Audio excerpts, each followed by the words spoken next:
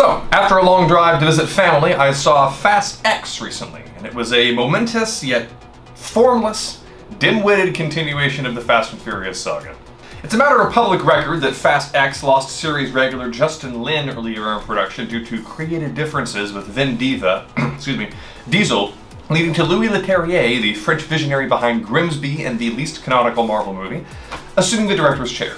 But while such a change-up isn't necessarily bad news, at roughly $340 million, this is also the priciest Fast entry yet, though lordy you would not know it. We're far from the lush, inventive settings of the last couple of sequels here, like a lush jungle, a frozen ocean, or, well, outer space. Instead, most indoor sequences take place in a given single, small room, while the outdoors are often shades of gray or recycled locations. Devoting a good chunk of the opening and flashbacks to reused footage is one thing, but like an NASCAR track, Fast X loops back on its own timeline both generally, Rio, London, Los Angeles, and specifically, with a shootout on a visually unremarkable stretch of road where Toretto and company hijacked a safe in Fast 5.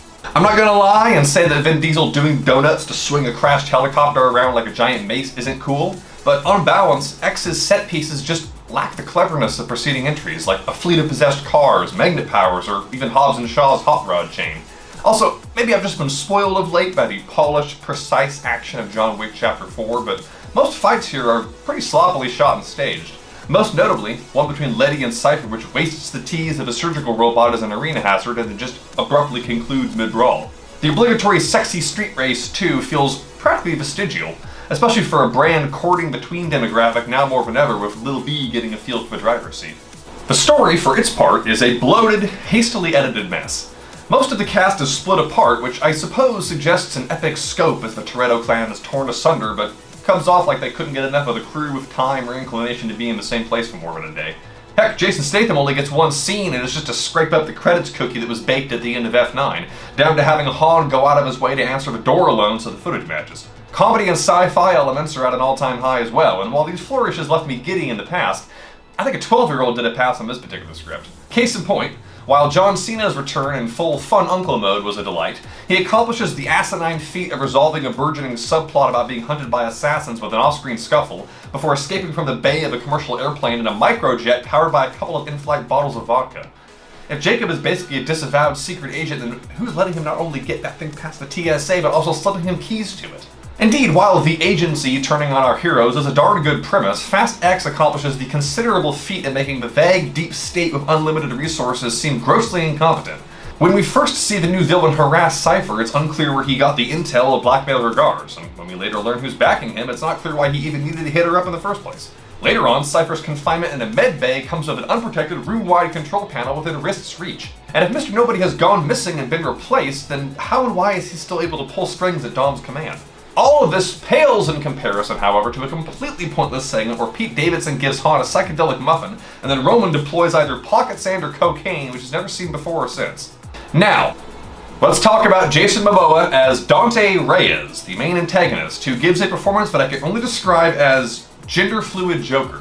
A snarling lunk 1 minute, blowing raspberries and painting the nails of corpses the next, Momoa is clearly having a ball playing outside of his stoic wheelhouse, but Dante is more often annoying than intimidating, and not even in a way that's especially unique or even consistent. It's heavily implied at one point that he became this way after he was clinically dead for 2 minutes, and while I'm torn on whether that's empowering or offensive, the premise of a brooding, macho, bad guy who only rises to prominence once he becomes an effeminate clown does not get nearly the development that it deserves. That'd be better, at least, than the narrative stakes at hand.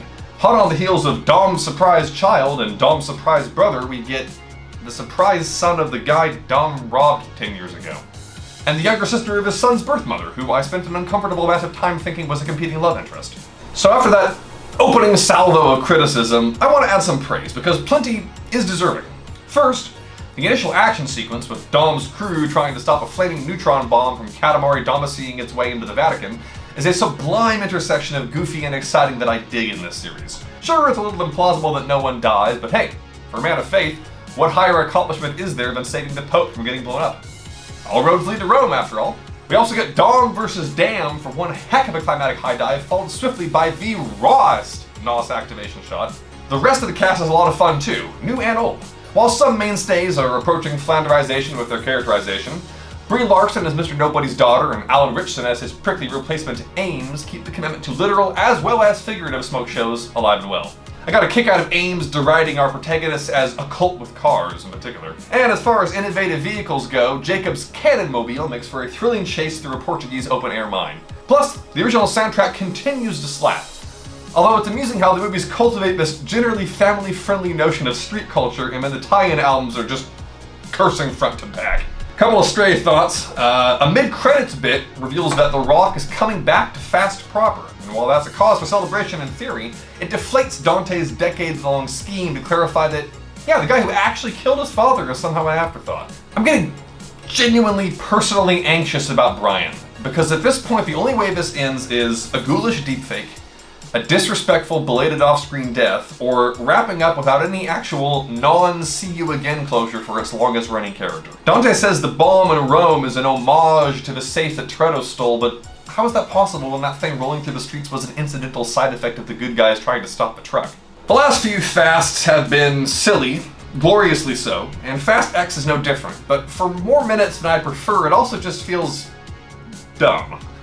Trite as the critique may be these days, it really does feel AI generated at times, mashing together the same platitudes about family with familiar faces and places. In a poorly publicized bid for Infinity War tier grandeur occasioned by Universal unapologetically molding this franchise into its answer to the MCU, this is actually the first half of a two-parter film. As such, for half of a 10, a 5 feels fair. Any movie that gives me chills this much has got to be at least average, but for the impending X2, gonna have to kick things into overdrive to earn the rest.